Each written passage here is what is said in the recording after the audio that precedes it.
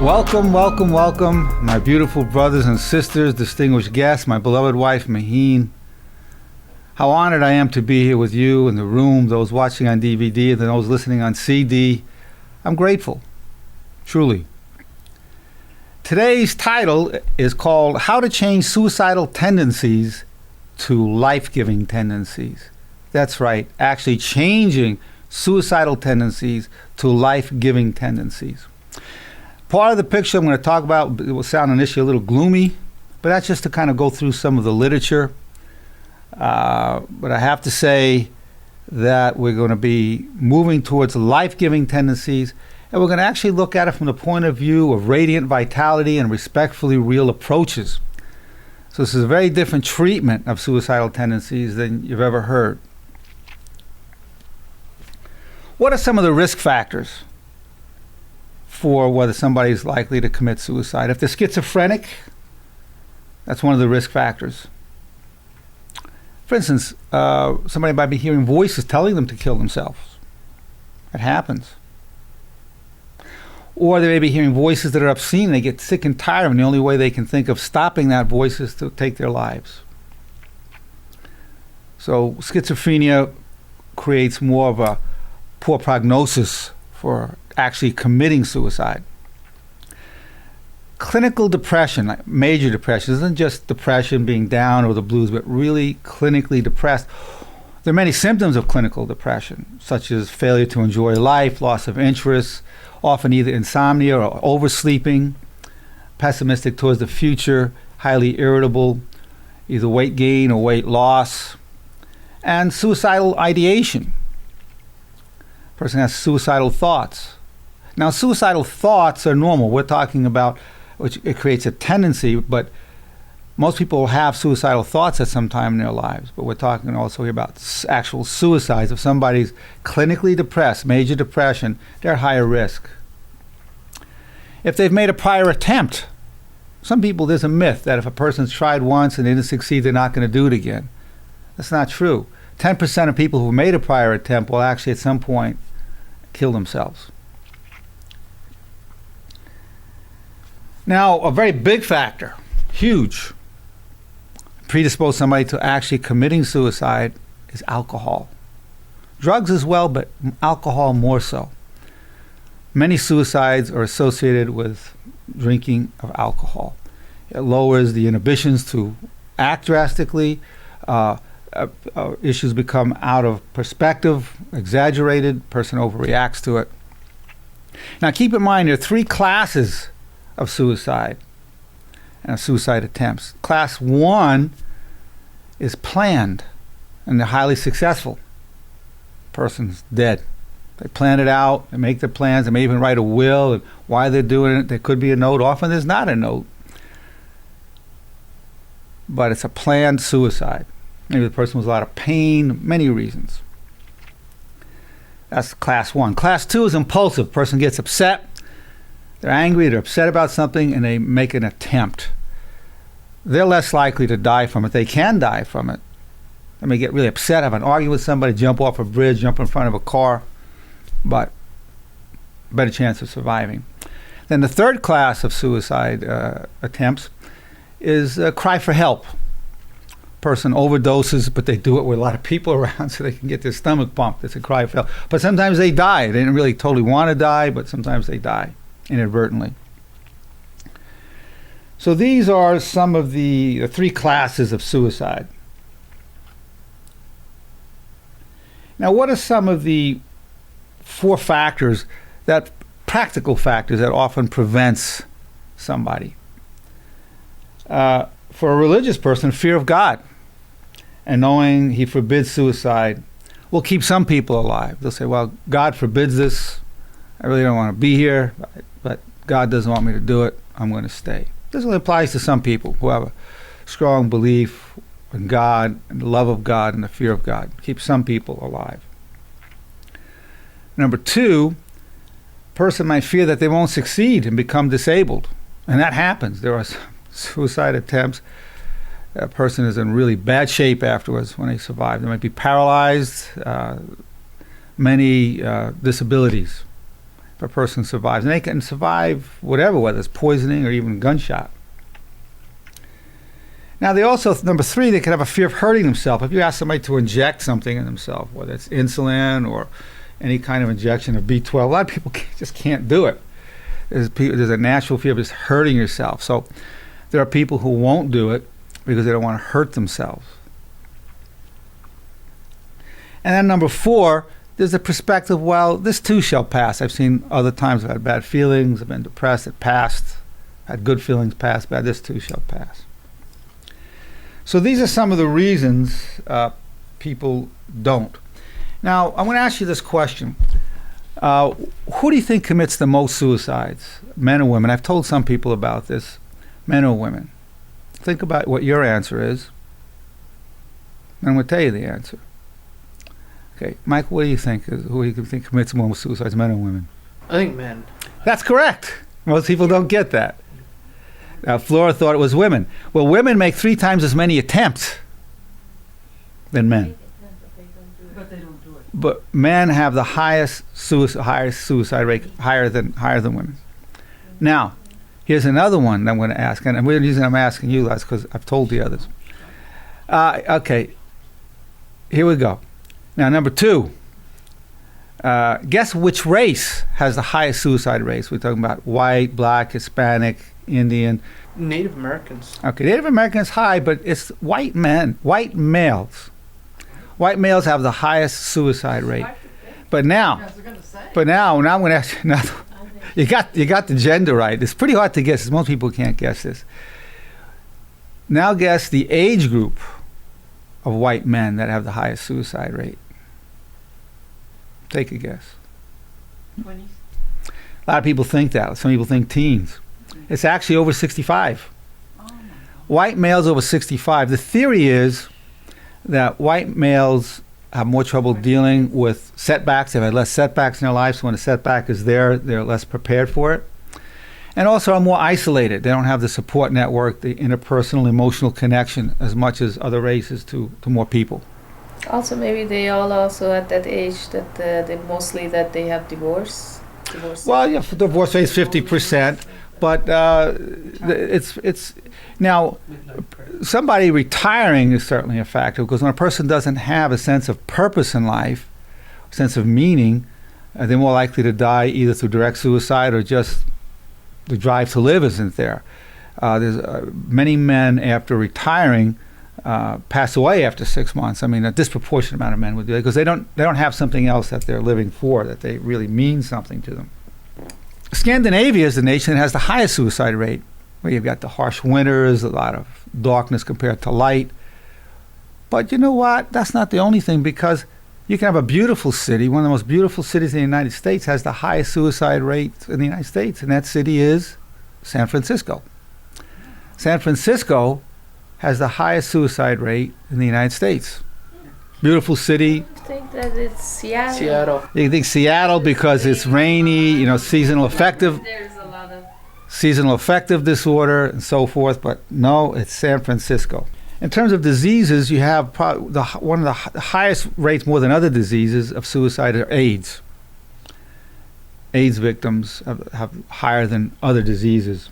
Now, keep this in mind. This is going to be a surprise to you. Humans are not the only species that commit suicide. No. Termites, if there's an enemy endangering the nest, will explode their guts all over to cover the enemy with slime. I'm laughing, but it's something that happens. Rats have been known to, if they're diseased, they will not eat from the common food stock. They'll starve themselves to death rather than spread their disease. So there are other species that will protect their kin by sacrificing their own lives. We're not the only species that will commit suicide. Then you have other species, for instance, Eskimos. When food was scarce, the elderly, the sick, the lame would go off on their own and to die. That was a socially sanctioned suicide. And who doesn't respect a soldier who jumps in a grenade to protect his comrades, that he dies that they might live? Then it's dying for a higher purpose. We respect dying for a higher purpose. And more respect for dying for a higher purpose than we do for living for a higher purpose. but it's still, both are considered quite very honorable. Now, when I was in high school, there was a poem called Richard Cory. Keep in mind, I graduated high school in 1959. I heard this poem in Mrs. Asmussen's class in 1958 or 57. And I don't think anybody hears this poem anymore. But back then it was considered a great poem, and I remembered it. Always stuck with me, and I was very fortunate that Nancy was able to call it up from the internet, called Richard Cory. So I'm going to read you the poem about Richard Cory, and you'll see it's related to what we're talking about. It's by Edward Arlington Robinson. Whenever Richard Cory went downtown, we people on the pavement looked at him. He was a gentleman from sole to crown, clean-favored and imperially slim. And he was always quietly arrayed, and he was always human when he talked. But still he fluttered pulses when he said, "Good morning," and he glittered when he walked.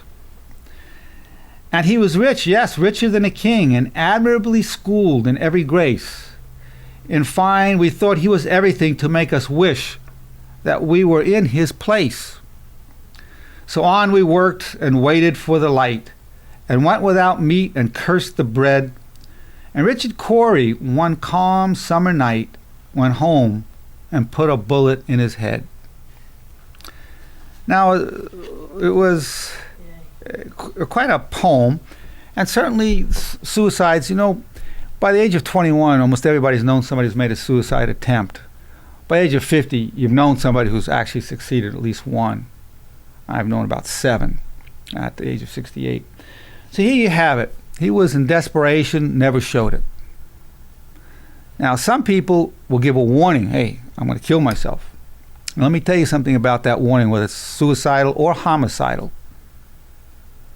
Take it very, very seriously. Somebody says, oh no, it's just a cry for help. He said it a million times. It has to be taken very, very seriously. So one of the signs that a person is at risk for suicide, they give a warning. And I'm going to give you a case history of a patient I had. We'll call him Gus. Gus was married with one child. And his wife was going to divorce him. And nicest guy. You talk with him, you think the nicest guy. Just very pleasant, very nice. Like Richard Cory, very nice, successful, had a good profession. His wife divorced him. That bothered him. But worst of all, she wouldn't give him rights to visitation to their 2-year-old daughter unless a third party was present. It had to be supervised visitation. And I remember what he said to me. He says, why the supervised visitation? I said, well, you'll be able to get around this. Don't worry about that. It's not going to be an issue. Well, one day I get a call from his wife. She says, he's not back home. He's got our daughter on a visitation. I'm afraid something's happened. And sure enough, to punish the wife for what she did, he killed their 2-year-old child, which he loved dearly, and then killed himself. Went up to the forest, took a shotgun, killed her, killed himself. Now, that's not the end of the story. That's not the end of the story. A few weeks later, now, the wife had another therapist, but she called me. And she said, Dr. Nerenberg, the brother is holding me responsible for the death of his brother, Gus. And he's threatened to kill me. I said, we've got to take it very, very seriously. He's going to make the attempt to kill you. I suggest you go to a witness protection program, you file a complaint, change your name, leave town immediately. That's a big change, not easy to do, but you need to do that. Well, she didn't follow my advice. She went to court, filed a restraining order on the brother, and when she came out of court, was walking away, he shot her 6 times in the neck, killed her. He had threatened to do it, and he did it. So you've got to take whether it's a suicidal threat or a homicidal threat.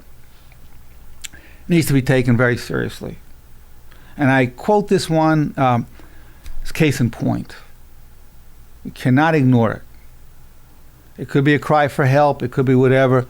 But you've got to take it once the threat is made that that person intends to harm himself or harm another person. End of story. End of story. Don't look to the left, don't look to the right. The person intends to commit harm. The same mistake was made with Adolf Hitler. He was saying what he's going to do to Jews and to others. People thought it was just talk. He could never do this. He gave the warning, he said what he's going to do, and he did it. It's a very good prognosticator. When says they're going to do it, you got to take it at face value. And of course now, when anybody makes a threat, such as Ahmadinejad from Iran saying we'll wipe Israel off the face of the earth, the Jewish people take it seriously now. Nobody looks at it as just words anymore. People learn, we got to take it seriously. That one case of a suicide homicide, I took it more seriously now. I always took it seriously, but take it more seriously. You go through certain experiences, you say, okay, we're going to take this very seriously. That's the intention. You may or may not be able to do anything about it. But it can't be dismissed. Now we see with Richard Corey, desperation, cut off. One of the factors, there are many causes of suicide, and we're going to go into those, but accompanying most of the causes is loneliness. A person is lonely, they're desperate.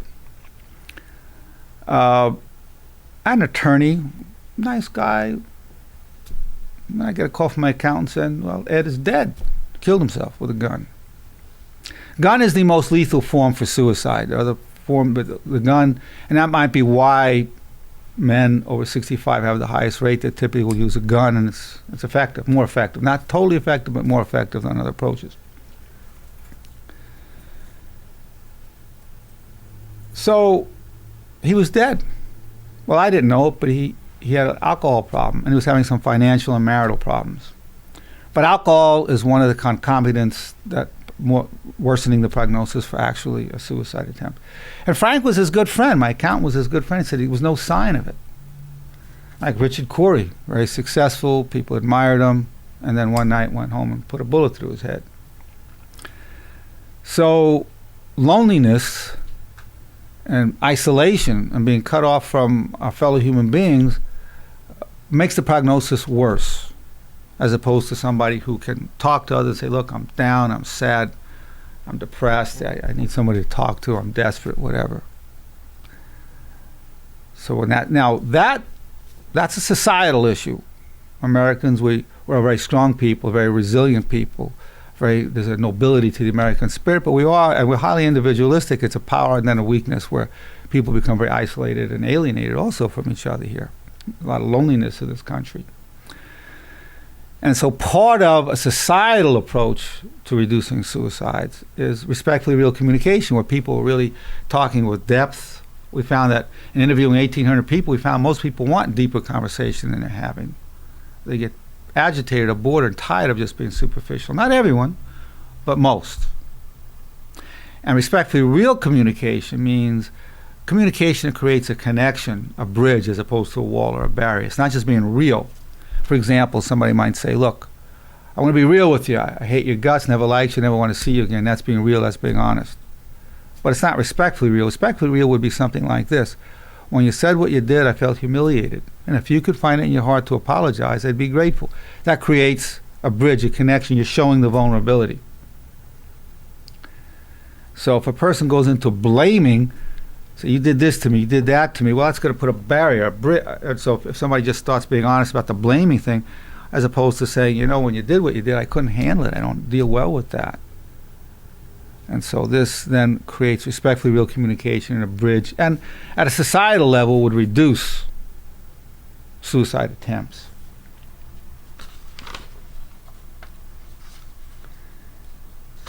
Now,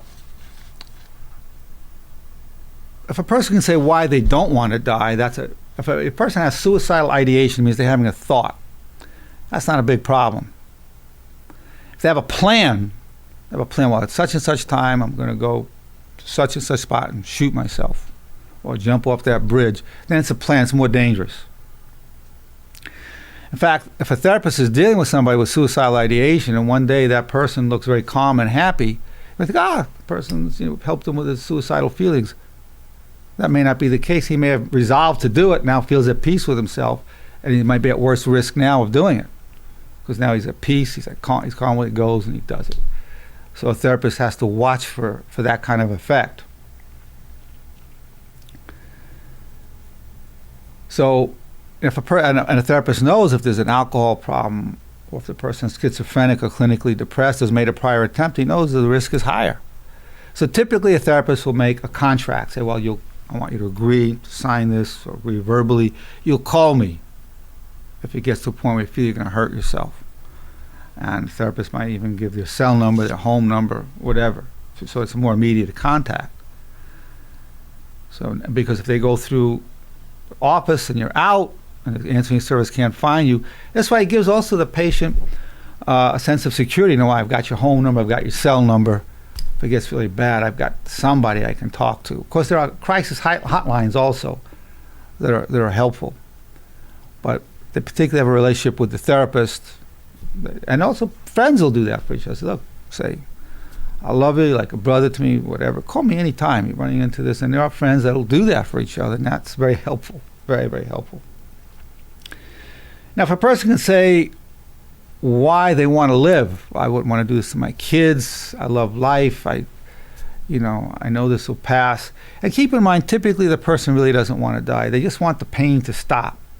So you help them understand, well, you don't want to die. You just want this pain, this thought, this loss, or whatever you're having a problem with to stop. But you really want to live.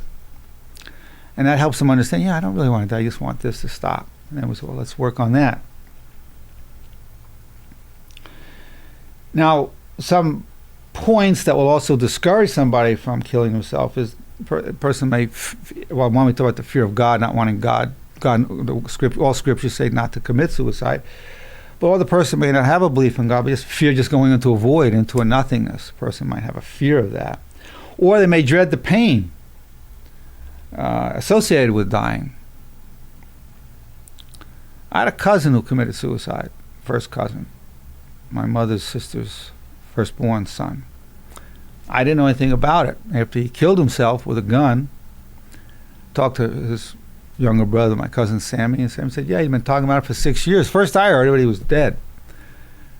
And I said it took him 6 years to get the courage to do it. I didn't even know about it, but there he was. I was not really, he was older than me, so he and I didn't grow up together the way Sammy and I did, but he killed himself. And so it takes for some people an act of courage or cowardice. They can't go on facing what they're facing, so it could be cowardice and courage both. Another reason people will typically not want to commit suicide, they don't want to leave their loved ones. They love somebody, they don't want to be without that person, and they're not sure. They think, well, I leave here, I'll still come around, your dreams, your visions, whatever, but they're not sure, so they don't want to leave that person. And number 4, knowing the loved ones needs him or her, they don't want them to be without them, saying, gee, I know if I'm gone, you're going to have a hard time.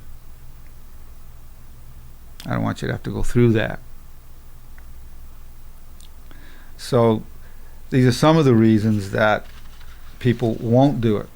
Now, there are a number of fatalistic sayings to passively promote death in ourselves. The fatalistic sayings doesn't mean a person's going to kill themselves, but we're going to talk about different types of suicide. We can talk about a physical suicide, which we've been talking about. We can be talking about an emotional suicide. We can be talking about a spiritual suicide. We can talk about an intellectual suicide. There are different levels. Of course, physical includes them all, but there are different levels to suicide in the broader sense of the word. There are a number of fatalistic sayings where a person isn't necessarily going to actively hurt themselves. We're going to talk about the different forms of suicide, which they're not all active. They can be even passive. One saying is, I don't care, is often used to destroy ourselves in terms of how we eat, smoking, angering, or not seeking medical assistance when needed. Person, I don't care. If it's going to happen, it's going to happen. I don't really care. I really don't care. So the person needed to see a doctor or needed to get some kind of medical help, and they don't do it because they don't care. I don't care. Another fatalistic saying, and everyone's probably all heard this one, we all have to go sometime. I don't smoke, it's killing you. No, we all got to go sometime. We all have to go sometime. So that's another fatalistic saying that passively promotes death, or in a form of suicide in a way. Number 3, if it's my time, it's my time. Some people call it fate. In Armenian, it's Jagadagir. In Jewish, it's Beshert. It's destiny. You know, languages all have the word for it. It's in years. You have so many years, and that's it. If it's my time, it's my time. If it's not my time, nothing can kill me. If it's my time, I'm gone anyway. So I'm getting all these pains in my chest and here. If it's my time, I'll die. If it's not my time, it's not going to take me, period. And the guy may live a long time, too. You know, but they might fall over dead the next day. But it's a fatalistic way of not seeking to do what it takes to live. And number four is, and you've all heard this, gee, you shouldn't be eating that, and you shouldn't be smoking or racing those cars, or jumping out of airplanes. Well, you know, you only live once. You only live once. That's another one. I'm going to do this, you only live once. So that's another one where people use as a fatalistic saying, the way they're going to be, in some sense, either actively or passively killing themselves, or putting themselves in a chance and a likelihood that it could happen. Now, denial of what we do to ourselves is how we continue to do it until it is too late. We're denying we're doing this. You know, I'm damaging myself. And we've all done it. We all know certain foods are killing us. We eat it. Many of us smoke knowing what it does. So you have to be in denial. Denial of what we do to ourselves, emotionally, spiritually, physically, is how we go on doing it. Number 5 is brinksmanship. A brinksmanship attitude. Let me see how far I can go before I destroy myself. I will stop when I'm very close. A person will use drugs or, you know, do race car driving until they have collisions and they almost die or whatever. And they say, okay, it's enough. I'm going to leave this thing. I'm going to stop now. I'm going to quit while I'm ahead. So it's brinksmanship. They don't tend to kill themselves, but they go right to the edge. And the other, number 6, and it particularly applies to smoking or drugs or overeating. It's okay once in a while. So here's a food the person might have an allergy to, or they're putting on weight, and they're diabetic, but it's filled with sugar. They say, what the heck, I'm on vacation. Yeah, you know what I'm talking about. I'm on vacation, leave me alone. In other words, aren't I entitled to kill myself on my vacation? Come on, let me kill myself. I'm on vacation. Don't be a killjoy. Let me kill myself. It's my vacation. That's what they're saying.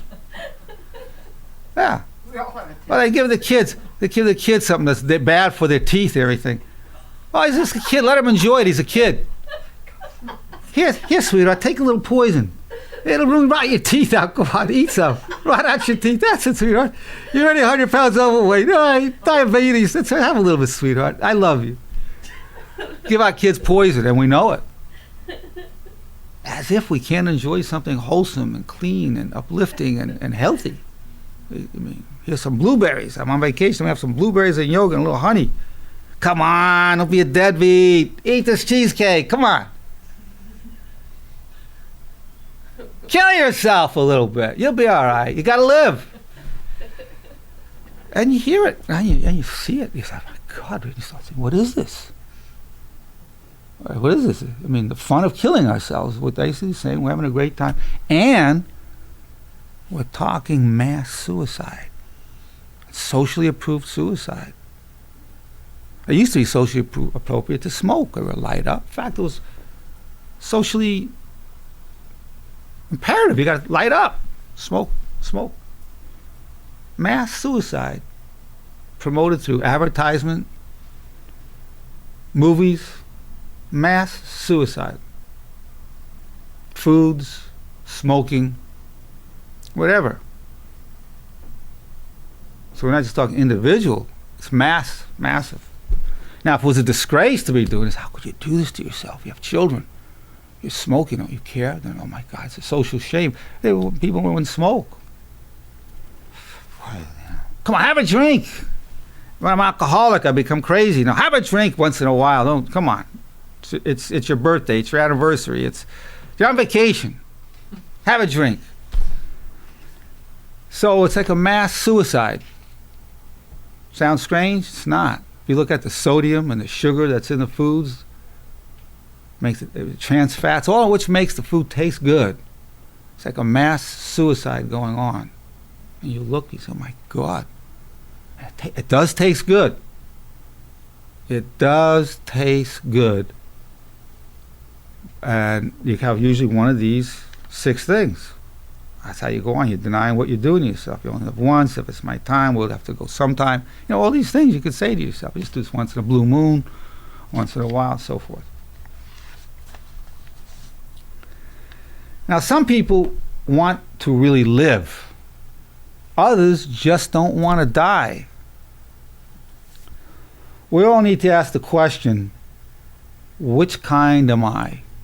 Do you really want to live, really live, with radiant vitality, which involves power, love, passion, health? Really want to live? Or you just don't want to die? I'm sure I can make a good song out of that question. For to really want to live means to seek true health and long life, which, by the way, is one of the goals of Kung Fu. Health and long life. To really want to live. But to just not want to die means only doing enough to get by. You just do enough to get by. I don't really want to live, but they still want to die. So just do enough to get by.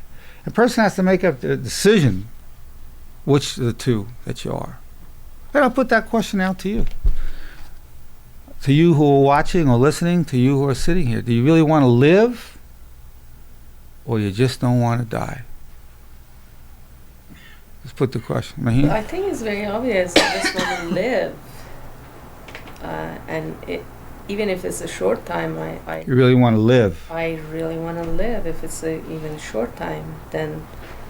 So it's just not that you just don't want to die. You really want to live while you're here. To live fully, filled with radiant vitality and enjoying it. And, be healthy and everything, but sometimes that's not the factor.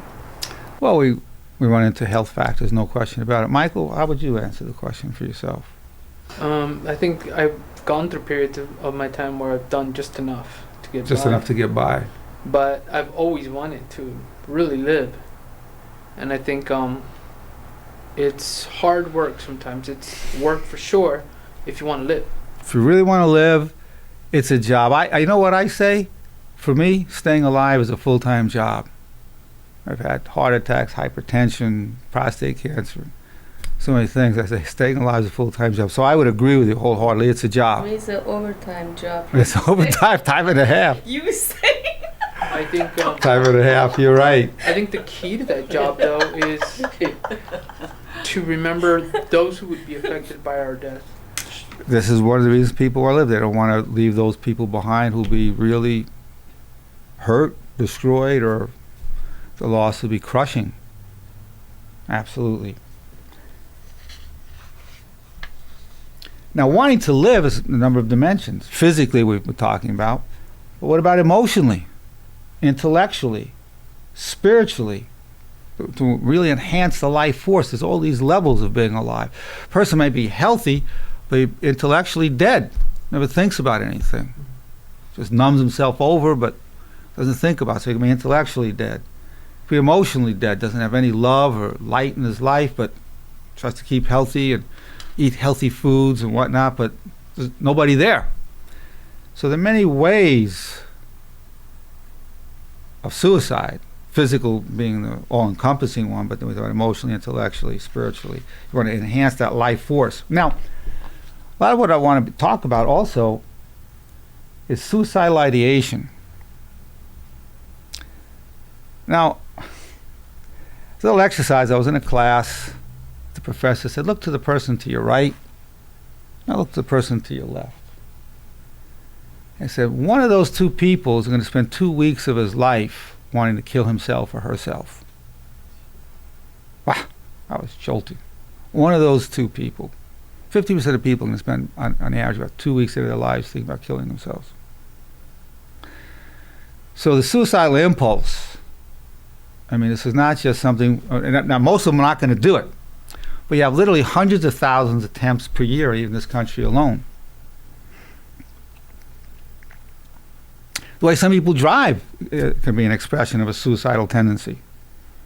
They have 41,000 deaths on the road. a year, not to mention all the maimings and injuries and everything else that happen. The most dangerous thing any American will ever do is not go to combat in Iraq or Afghanistan. It's get in a car. We lose in 2 years more Americans than we did in the whole Vietnam War on our roads. So if we look at people, normal people in disturbing situations, so we want to look at that factor. Now that excludes genetic and organic issues. Somebody may have a genetic problem, organic issue, brain damage or whatever. Or if somebody's in unbearable physical pain, we're not going to look at that because that happens too. A person is in so much pain they just want to die and might do it. We're not going to look at it. Again, that's the exception, not the rule. And they're not using drugs or alcohol. We want to exclude that from part of our analysis right now. And they're not psychotic or schizophrenic. And there are no prior suicide attempts. So let's take a look at people who have thoughts of wanting to die, suicidal ideation, we have those 5 exclusions from looking at that. And that applies to 50%. I mean, the people are going to have those kind of ideations. And what the name of the seminar is how to change suicidal tendencies to life-giving tendencies. So it's really, we're talking about something positive that can be done with the suicidal ideation, something positive. What is that something positive? Well, if a person has thoughts of dying, they become free of the material world. As a matter of fact, there's a certain desperation in that. And what does desperation do? It can drive some people towards God or the Word of God as they conceive it. And that's positive. They realize this physical world has nothing for me. I want to die to the physical world and live eternally in my Lord. That's very positive. So a person may take a power thought. Lord, I want to die to myself and live eternally in you. There's a power thought. Power thought's a thought that's highly constructive. It helps keep negative thoughts from arising. And if a negative thought arises, it gives you a way to overpower it. We found 23 factors in Dr. Nerenberg's mind-body workout system. One is frequency. Every 5 minutes the first day, twice an hour thereafter. Lord, I want to die to myself and live eternally in you. What a thought. And all scriptures talk about that. Talk about a very spiritual level. So you're taking something that can be menacing. In fact, even to bring up the subject of suicidal tendency was threatening. But something that goes from menacing to propelling us forward. Lord, I want to die to myself and live eternally in you. So one of the factors is focusing. So I close my eyes. Lord, I want to die to myself and live eternally in you. I want to die to myself and live eternally in you.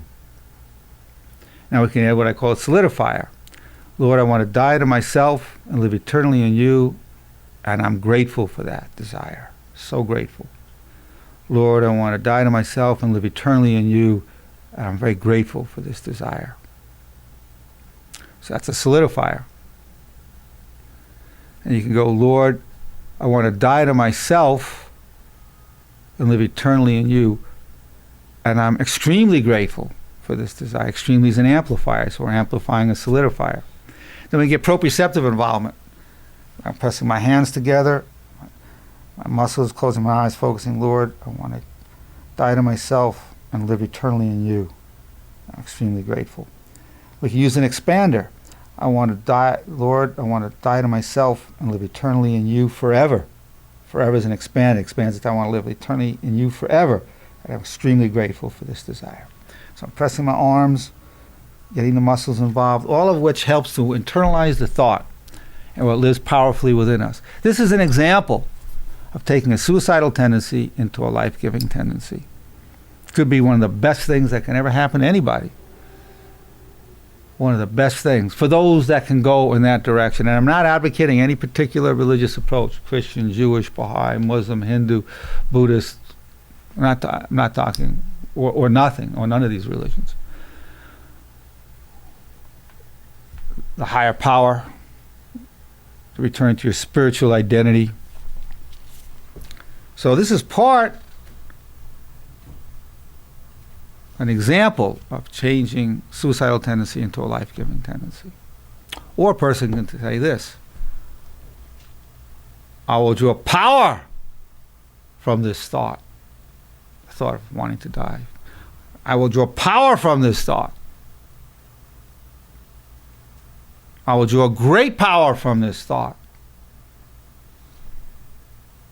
Because all hardship, and certainly thoughts, destructive thoughts, are a hardship. They are a torment. I'll draw great power from this hardship, and it's doable. When I was diagnosed with prostate cancer 2.5 years ago, and the doctor said, you tested positive in your biopsy, I said, that's great. He said, what do you mean? I said, I love the challenge. I'll draw power spiritually, emotionally, and physically from this prostate cancer. I kept repeating that. I will draw power spiritually, emotionally, and physically from this prostate cancer, and I did. Became the strongest man in the world for my age and weight. When I had that, had the cancer removed, I was very joyful during the whole procedure, and continued to set world records thereafter. And a number of lifts: bench press, T-bar strongman pull, machine flies, power pull-ups. Just kept going. Drew power from it. So a person can draw power from that thought.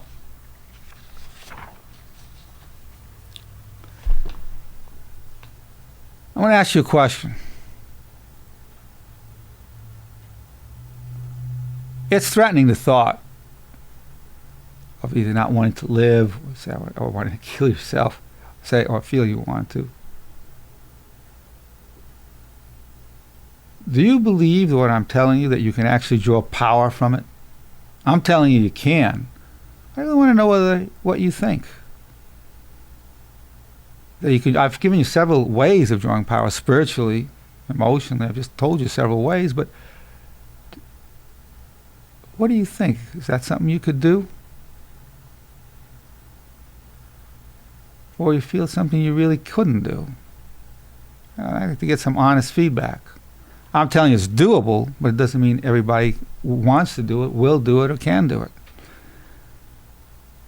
For some people, I think it's possible. What about yourself, if you had that thought? I've never had. You never had the thought, so you don't have that. Suicidal thoughts, never. Okay. I guess Okay. family, whatever. So, but there is people. I had a niece who committed suicide. So I am sure that thoughts like those would be very helpful to a person. And look what it changes from something that's menacing to something that's empowering, and it's doable. This is a radiant vitality approach, a respectfully real approach. It's really doable. All hardship is doable. Mean, what about yourself? What are your thoughts on this? Definitely is doable, and I cannot say, I like Flora, that I didn't have those thoughts. I did have few times in my life thought of suicide. Of course, it wasn't strong enough, but I did have. And definitely I just changed it by fear of God, the first thing, and the second thing, love of my love to the certain people in my life, and Family. their love towards me and everything. All those things stopped it. And I think I did gain power from it, because I don't get those thoughts anymore. Okay, Dr. Rainwater, what about yourself? But to answer your question that you started out with, I think it's a matter of mind over matter. That's the whole thing of Dr. Nerenberg's mind-body workout system, used by the United States Army to enhance combat readiness and prevent post-traumatic stress disorder. Exactly. Doable. A full technology of mind over matter with 23 factors. We've known about mind over matter for a long time in all areas of life, including sports. If it's physical, is it still a mind over matter? Yeah, you could still tell yourself you're going to draw power from it. Or you can still say, Lord, let me die to myself and live eternally in you. There's nothing in this world that really holds me. I live to serve your will. Person spiritually, for those so inclined, or those so led, however you want to look at it. It's doable. Like people who take medication for it. Yeah, medication, you want to be treating the underlying causes. It's often a symptom of depression, which a normal person can become depressed. We're not talking about schizophrenics who hear voices and tell them to kill themselves and so forth. Yeah, treat the underlying depression. But I say go beyond treating it. I say go and draw power from it. Actually have it, why not draw power and have it enhance your life? So like wind, the wind can be very powerful and knocking trees over and be tremendous destruction to a community, and yet they put up windmills and ways to harness it. You can be generating electricity. It could be a tremendous power for good. A wind that destroys could be a powerful good and generate, when harnessed properly, generate enough electricity to light up a city. And that's what we're talking about. Exactly. We're talking about lighting up a city from a force that could be very destructive. It is doable once you understand the concept and you have the technology and you're ready. So when it hits, you go, aha. You may not right away. First you might be menaced, like, oh my God, I'm going to kill myself. And then you go, no, I'll do power. Then you find it. You say, I'm not stronger from this. Tribulation, I think, shapes and really defines, character. There's no question. Anybody can be happy. They say, well, my health is good, my loved one's health is good, my relationships are good, my cash flow is good. Who wouldn't say they're happy that? But the sign of true nobility is to give thanks and rejoice also in the midst of tribulation. Physically, the person may be suffering, and even emotionally, but spiritually, it can be tremendously empowering. Yeah. Tremendously. So if you say, how are you doing? Say, well, mostly I'm having a rough time. Spiritually, great. Yeah, 3 levels it can be described at. And let's see, what about yourself? Well, that I know, that I remember, I have never had those thoughts. But I think it would work if you actually do it. Because some people, they just... No, once you have the idea that you can do it, you need somebody to tell you, because it doesn't come naturally. You really need to be educated. You need to be educated. You have to know what I call the warrior's power thought, to draw power from it. Or something from a spiritual point of view. When you look at all scriptures, they all say, why do you fear death? It's a messenger of joy. You're going to go on to something better. So, Lord, I want to die to myself and live eternally in you. I don't know what the scripture is. I've made death a messenger of joy. Wherefore dost thou grieve? Well, it's natural for us to all get upset and grieve, to some extent, but we could also say, I will die to myself and live eternally in God. Well, I'm still on earth. It's also natural to want to live as long as we can. That's very natural. Well, I think it's, I am surprised that everybody over here, they said that they never had the suicide. No, Michael didn't thoughts, say because, and I said I had it.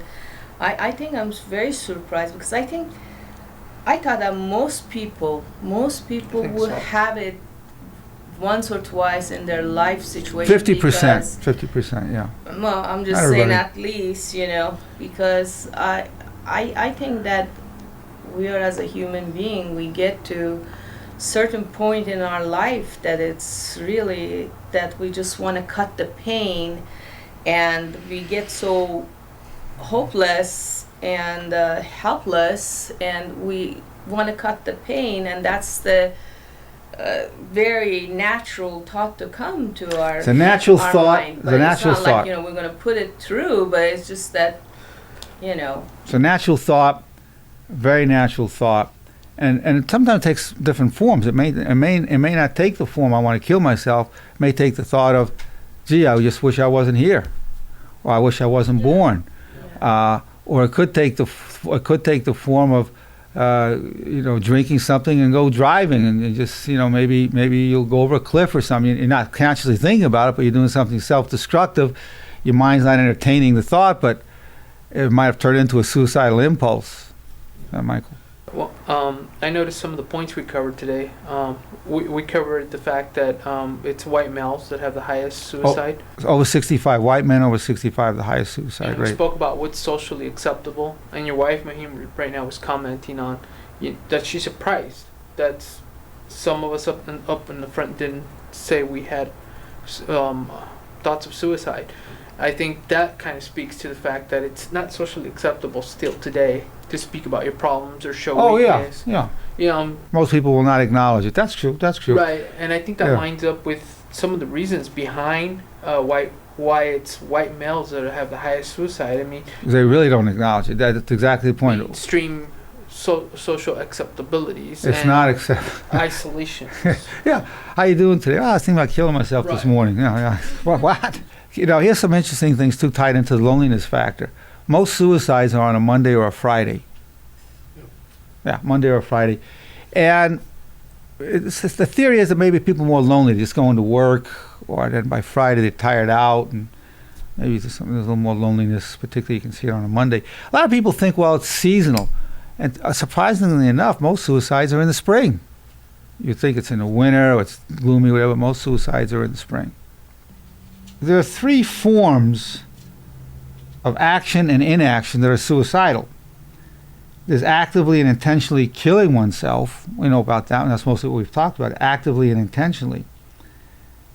Then there's active and less intentionally, or unconsciously or passively killing your person's self, such as smoking or overeating, with dangerous foods, reckless driving. So this is active but less intentional. You could say it's unconscious. And 3, a third way of doing more passive, not doing what it takes to stay alive, like going and getting medical attention, or doing the exercise you should be doing, or eating the way you should be doing it. So it can be done through inaction as well as action.